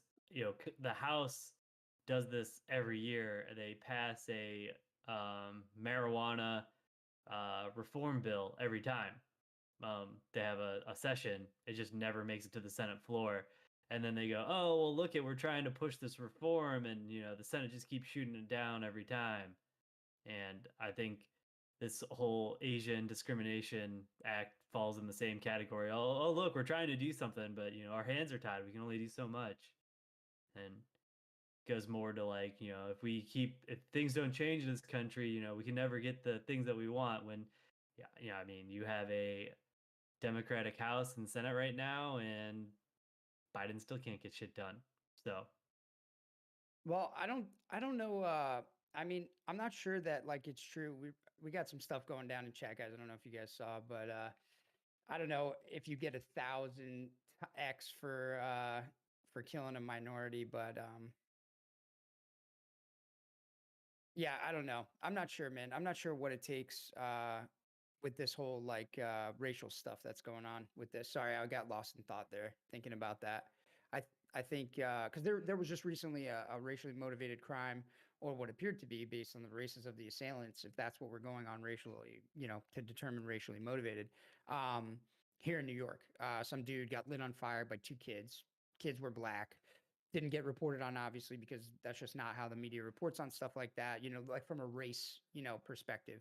I just think it's crazy that you just automatically assume race and everything, and you don't just assume, you know, um, that people are fucking nuts. And that's why they're killing people in the fucking first place. I don't think it's necessarily like a racism problem. It's like you're crazy if you kill people. Like it's not normal. So I don't The know. whole bad people do bad things, just Yeah, shit happens I mean, it just unfortunately. I'm not sure what to what degree race or racism ends up desensitizing you to killing people. I don't know, like, dude, you guys know my story about that whole mosque shooter thing. Like, I was sitting up doing homework one night.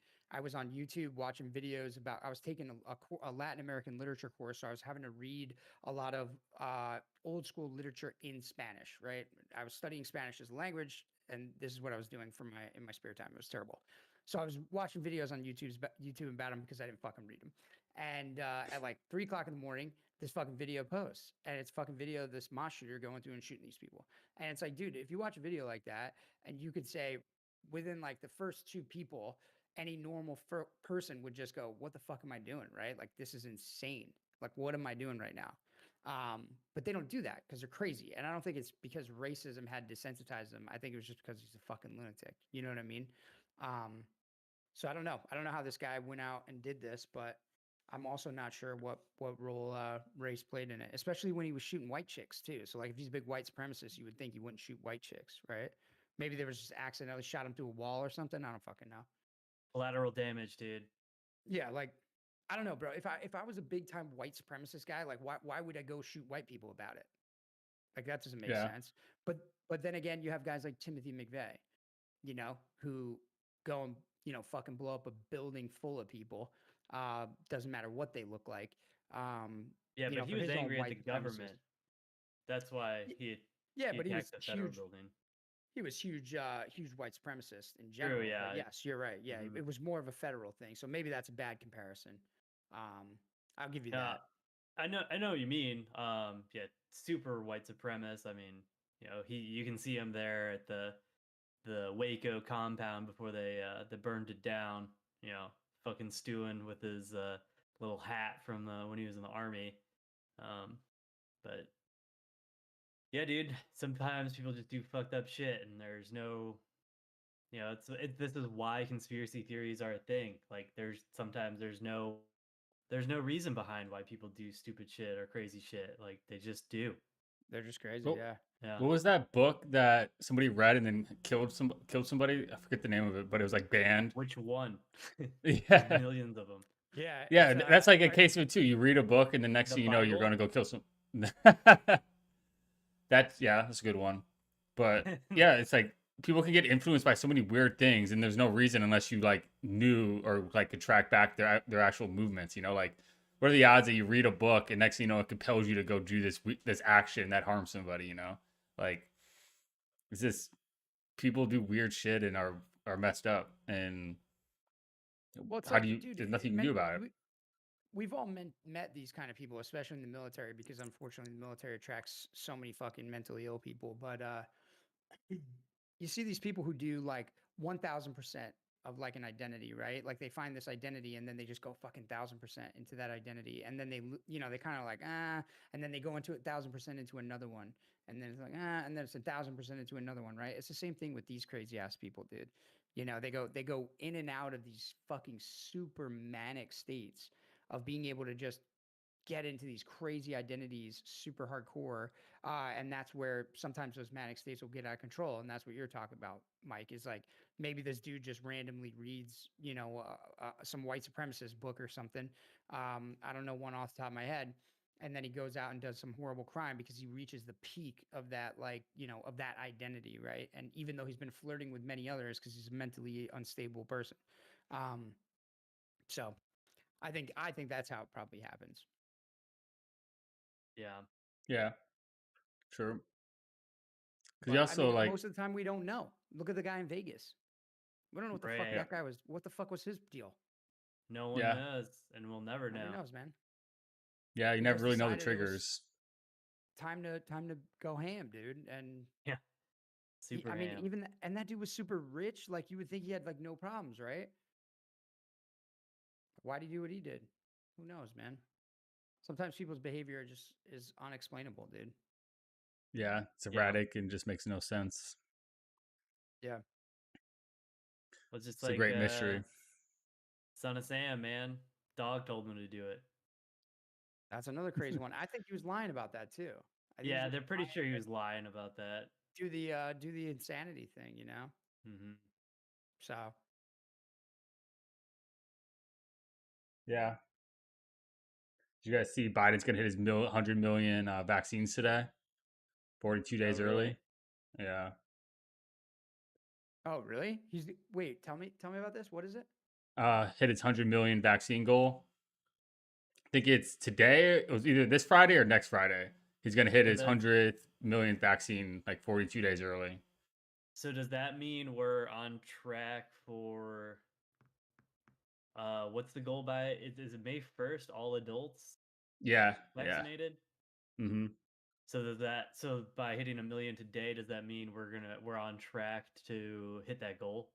No, I think he said in his first 100 days he'd hit 100 million vaccines. As one of his first 100 day Oh, promises. Because they're making a okay. big deal how he hit it 42 days early, and now he's making like phase two to push out even more vaccines.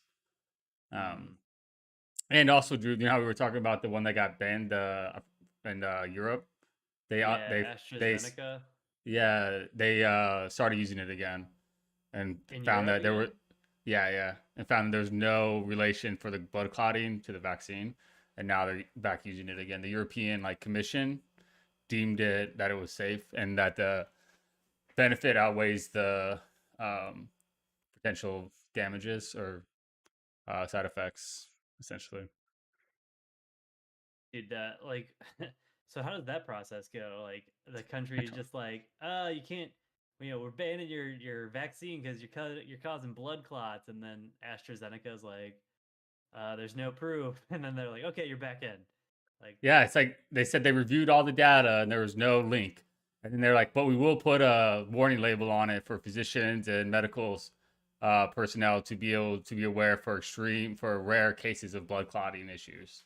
I was like, okay, interesting. yeah.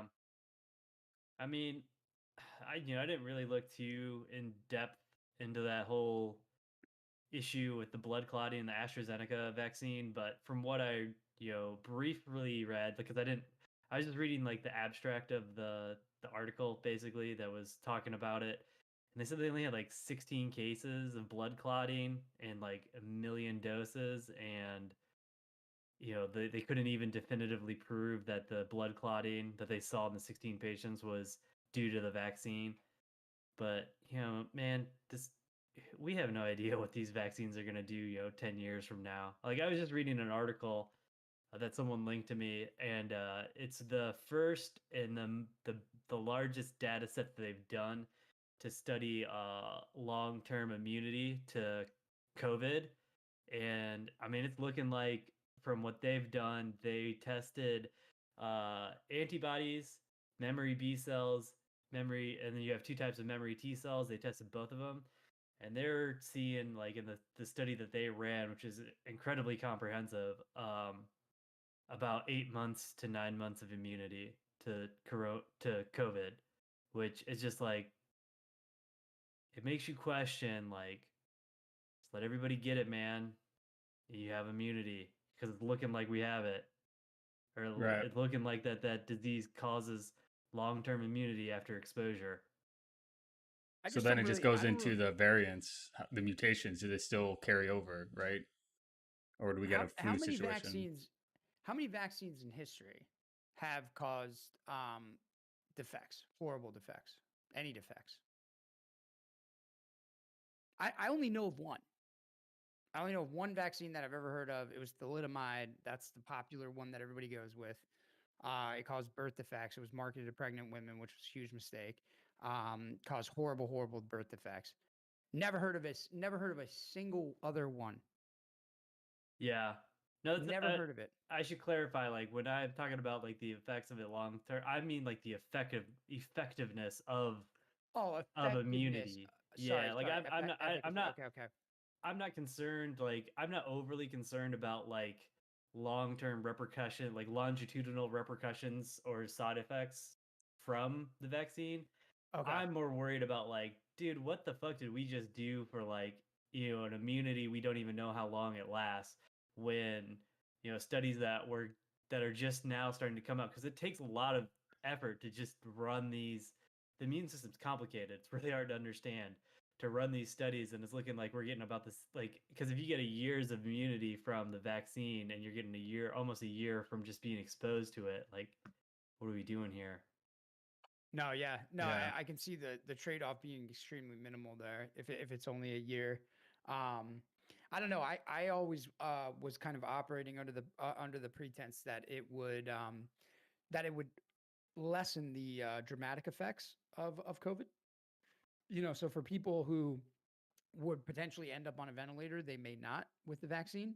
Right. Um, I'm not sure what the efficacy or long-term nature of that is, but that was always what I was kind of operating on, beyond the herd immunity unicorn that we always talk about. um, that was what I was under the impression was kind of the chief goal, was to lessen the load on those who would get fucked by this thing. Right. Right. Yeah. And I mean, how do you even answer that question? Like, even if you have the best science in the world, like, you can't. You can only do it with the. I mean, what was the earliest they could start testing this vaccine on people? Like, you have what, maybe. August, Yeah, so I you have think maybe. August was when they started. Right. So do you have what, a little over, probably 6 months of good data, Yeah. and you're projecting out like long-term effectiveness. Like, you don't I know. mean, Yeah. I don't know, dude. I'm not like I'm not I mean, I guess here's my thing, right? Is like I I get your point from the position that it's extremely expensive, right? There's a low trade-off cost, but like what's the damage if you get a year out of this thing? And it has virtually no adverse reactions. Like I said, what it was a million, or like you said, sorry, Drew, million doses, 16 adverse reactions, right? In the AstraZeneca. Mm-hmm. And we're so tight on these things that out of 1 million, only 16 people had an adverse reaction, and we're shut the whole fucking thing down. You know what I mean? Like that's how tight Mhm. Right. they're running the ship. So it's like I don't really see the downside outside of cost. And for me personally, we're the richest country on earth. Everybody here is American. I don't really see the big deal personally. It's us. Yeah, it's like Not that big of a deal th- to me. I think a lot of it too is like people want to go back to normality, some point, some type of normality, and even if it is only a year, then that gives the chance to get back to normality. Like, and Or it if it just is buys only you a time. year, say again. you know it just buys you time to Yeah, develop something else, or to right. keep working and getting more data. Yeah, and I think Right. it's mainly just to benefit those people that are the most at risk, right? Give them the vaccine so they don't have to get infected to be immune from it for a year until we maybe can get more data to have something more um, effective going down like through time. I also was gonna ask Drew, like with the 1 year immunity, like, or have you seen anything about it becoming endemic, like the flu? Like anything, like I know we've talked about that in the past, and Well, with the different strains. I think that's also something that is important because everyone thinks they get the vaccine once and it's going to be good forever. I don't it's think a lot got of to people be, even dude. look at this It's got to be. that way. Well, that's the thing, man. Like, that's what, like, I'm really hung up on with this whole vaccine thing is, I mean, you don't have to take my word for it. Go pull up any Fauci interview you want, and he'll tell you that, the vaccine does not protect against variants. And he's out there screaming about variants and how we basically, it means nothing because this, this doesn't, the chance of a variant's infection is still high. And you should be wearing double masks even after you're vaccinated. Mm-hmm. Um, so, and like just the way that viruses evolve and adapt so quickly, like, for example, um 10 years ago, the students that were going to medical school, all the antiretrovirals that were you know they were studying 10 years ago can't be used anymore. They're completely obsolete. They're ineffective in 10 years. Don't work. So, That's- yeah, I mean, but like, I mean, that's why, like, that's one, why this thing is going to become endemic. And then two, like, I don't have a lot of like, what's the end line? Where's the end goal for this whole thing where society can go back to normal? Um, because if it's well, Is up there an to. end goal? in Is there 1980 back to normal? took 5 years. you know Everything I watched actually a video of someone who lived through it, and they said 1923 was when people went back to normal, and that one was way more lethal. Right. So I think people need 2 years probably. I mean, um, I don't Right. know. I'm not sure. I mean, the point is there has to be an endpoint at one point, or in like, and if everyone's gonna argue over what that point is, somebody's gonna eventually make the leap or take the first step or whatever you want to say, towards whatever that is, or whenever that is, I should say. And that's what I'm more interested in, I guess, or concerned with, because I'm sure I'm just like most people out there. I'm super fucking over it, super fatigued, like it sucks. It's affected a lot of people that we know. Um, and you don't know, Oh, fucking, I would. I'm over it, dude. I'm fucking over it. I mean, I'm over it too, but I would argue, too, that like to add on to yours is that I think the reason why it's affecting people that we know so much is because the hospitals are acting like fucking idiots about this. I was going to use another word, but I won't. Terms of service violation, but yeah, I think they're just they're acting like complete idiots. You have doctors that are making really, really fucking stupid calls within hospitals because, as I've mentioned before, I'm sure you guys agree. They think any second now there's going to be some fucking deluge of patients that just comes to their door that is just untenable, by their emergency department or by the hospital in general. And it's just honestly, it's a fucking joke. And it's like it makes American medicine look like these people are a bunch of fucking quacks, And I don't really understand where it comes from. Like where is this great fear coming from? Like these doctors, they took these oaths to help people, and all they want to do is get rid of you, and it doesn't seem like it's to help anybody else. Right. That's my Yeah. opinion. I mean, and that's the probably the one thing that I don't think is ever covered either. Because I mean, as much as we're probably fatigued and sick of this shit, I mean, they gotta be, man, because they're dealing with it on like, they've been dealing with it since the beginning, and Choose your rate, all choose your fate. I don't yeah, care. and I mean that's the one thing, like this virus has irreversibly changed medicine, I think, at least for a while, um, because yeah, it's on top of like this panic that every medical facility has of this run of patients that they're not going to be able to handle. All of these, or majority of states, have all created, because it was a novel disease that no one was used to treating, or we hadn't developed effective treatments at the very beginning, and now we're getting a little bit better at it now, or we've gotten pretty good at it. All of these states have drawn up plans to where it protects or protects the physicians from, you can't file any malpractice against them, even if they did things that they knew was not ethical and might not help. That's what I'm saying, man. I think I don't know. Maybe this is like criticizing Mother Teresa or something like that. It's just not something you do. But like I don't laud the healthcare professionals right now. I don't think that they're doing a great job. I think that in most cases, the reason why people are dying was exactly why many doctors who are worth their salt, who actually can admit when they're wrong because they understand that medicine is a practice and can say, hey, look, like at the beginning of this pandemic, we were intubating people way too early and we were venting people way too early and we killed a lot of people and we need to stop that and we need to work on our therapeutics. Those doctors I laud, they are the saviors of society. They are the men who continue, medicine down the right path. But I think the large majority of people are just absolutely scared to death and are not handling themselves well at all. Based on my anecdotal experience, and then also based on how many people are just fucking needlessly dying. And there's some Right. government involvement there too.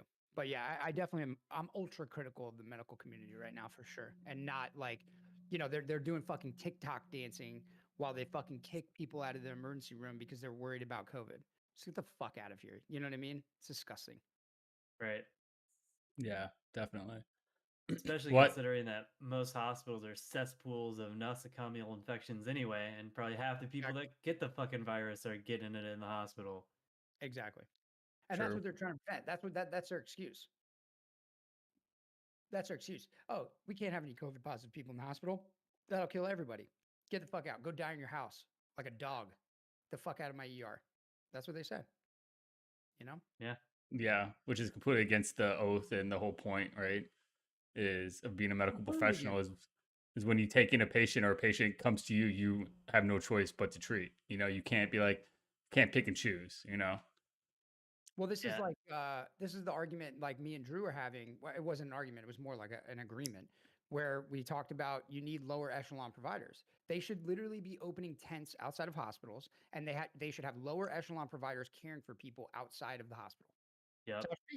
Literally just like we did it 100 years ago in 1918. Oh my God, would you imagine somebody, nothing new under the sun. Somebody else has already answered these fucking questions for us. You know, it's like Moses came down from the mountain with the fucking answers.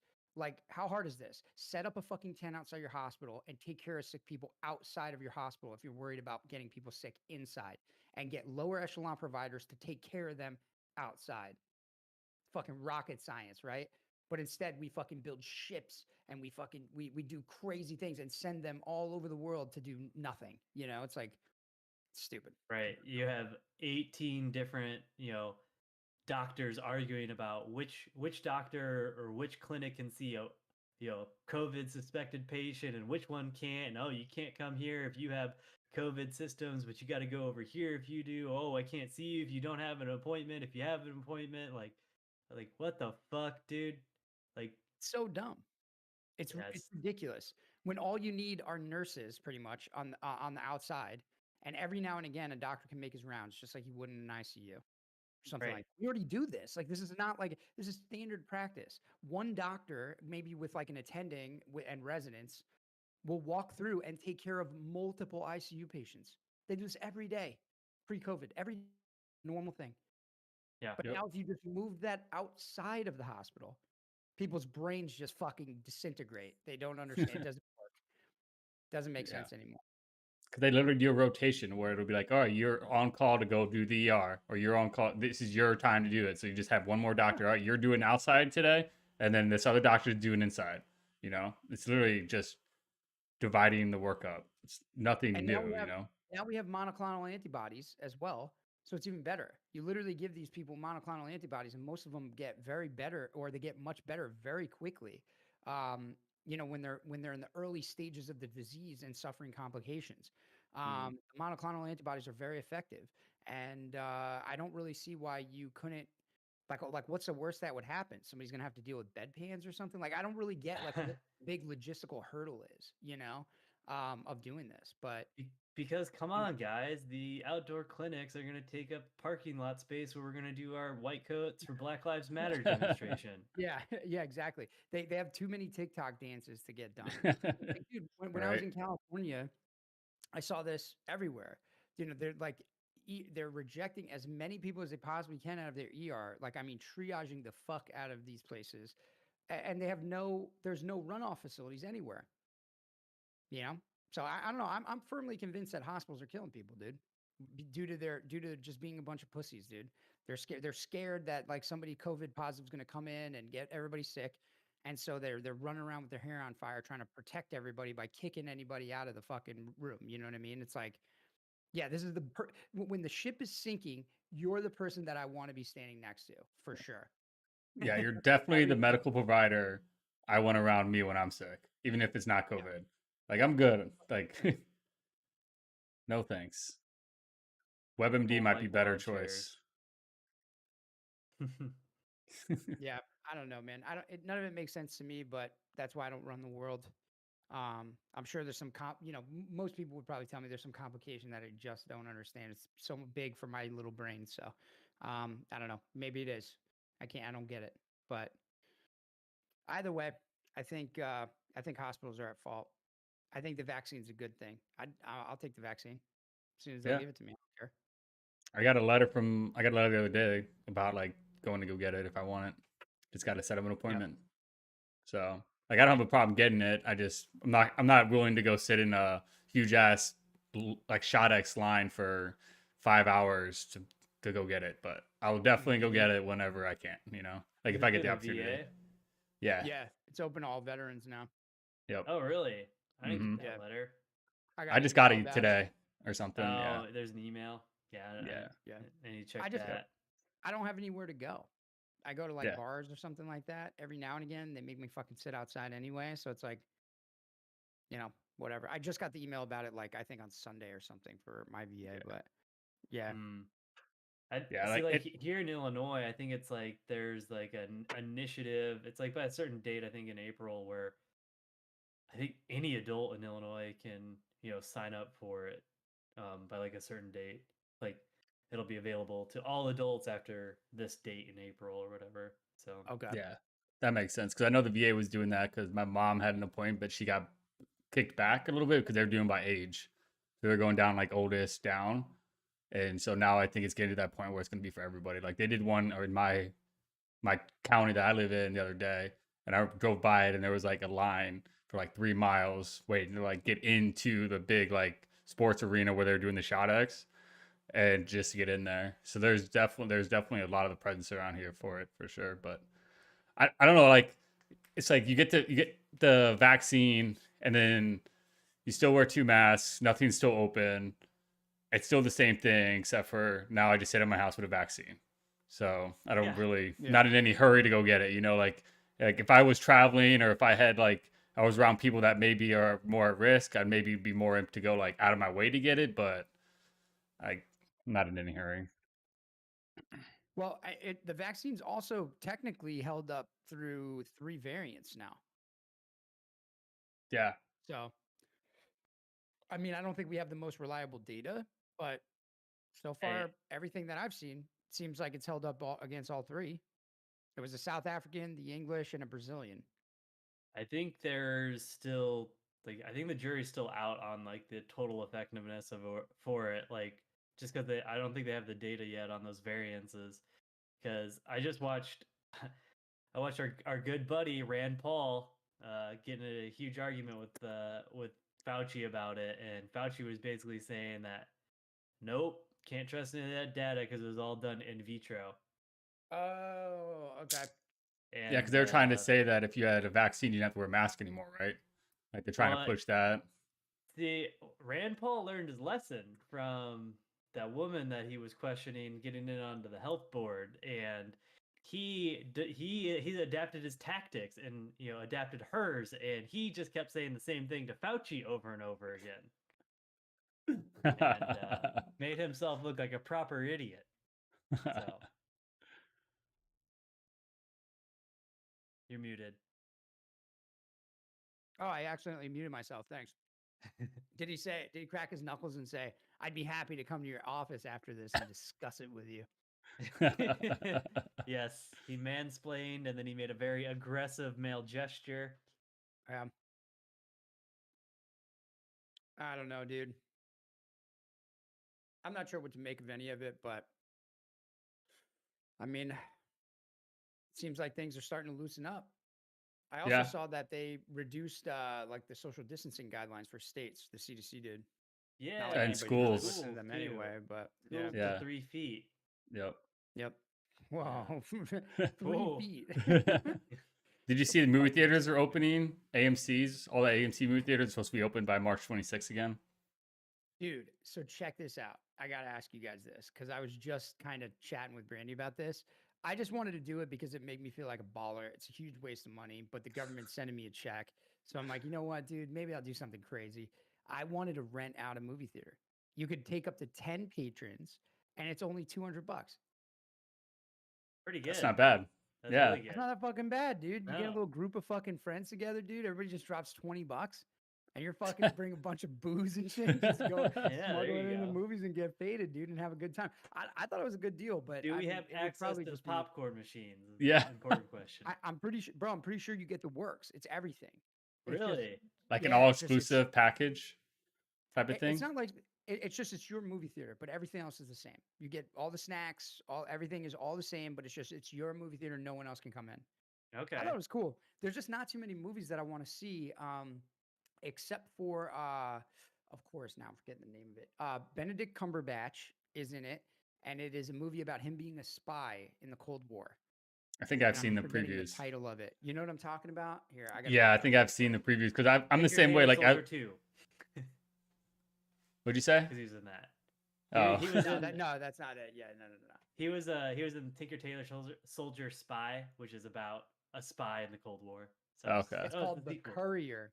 That's what it's called. Ah, The yeah, I Courier. remember seeing that and going, "Ooh, finally a movie that might actually be good." Because like, bro, when like, there's been no like, I remember like I used to, like, because I would do like stints of like I'd go a couple months and not really watch anything and then binge like a bunch of like all the good movies that came out, and like I've been doing that over the last like for the first couple months of the pandemic, and I was like, bro, this sucks. There's like nothing good coming out anymore.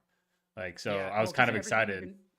they You put can it on stream hold. everything. You can Right. stream everything too that's coming out. Yeah, but most of the good shit they're putting it on hold. Yeah, They're trying to get that last little bit of movie theater magic out of people. They yeah. make a little bit more exactly, money. dude.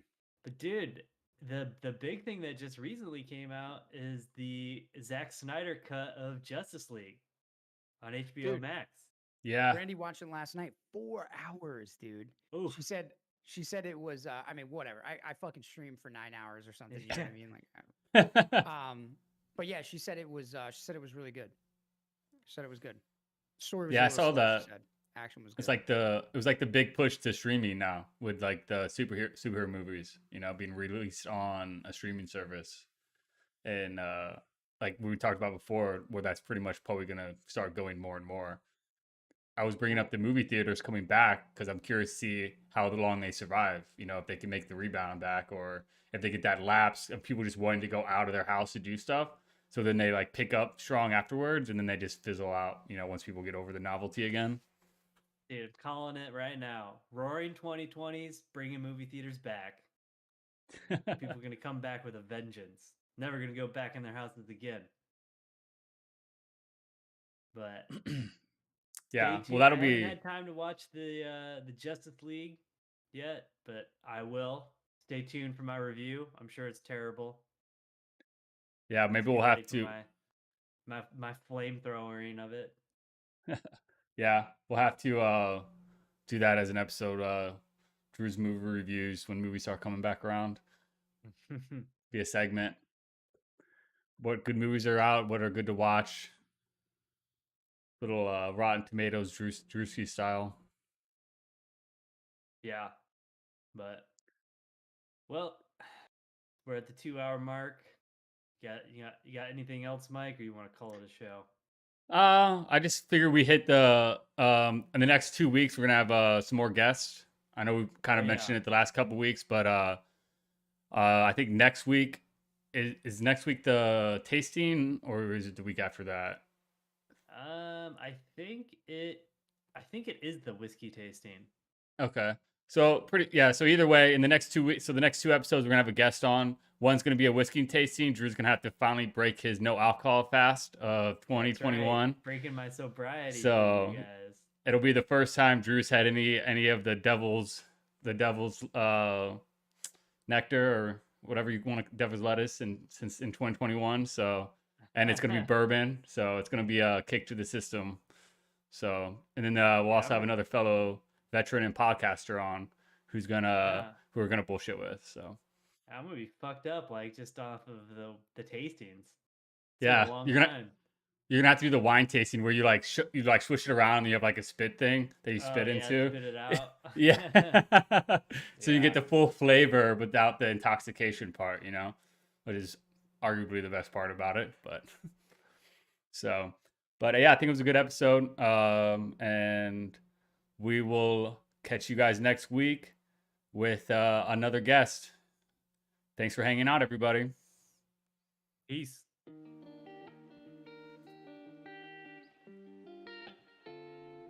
Thank you for listening to Subtle Propaganda. We hope you guys enjoyed the show. Make sure to like, subscribe, and follow us on our social media. You can find our podcast anywhere podcasts are uploaded, which include our pre and post show. We will be live next week at 7 p.m. Eastern. And don't forget to tell us how wrong we were in the comments. See you next time.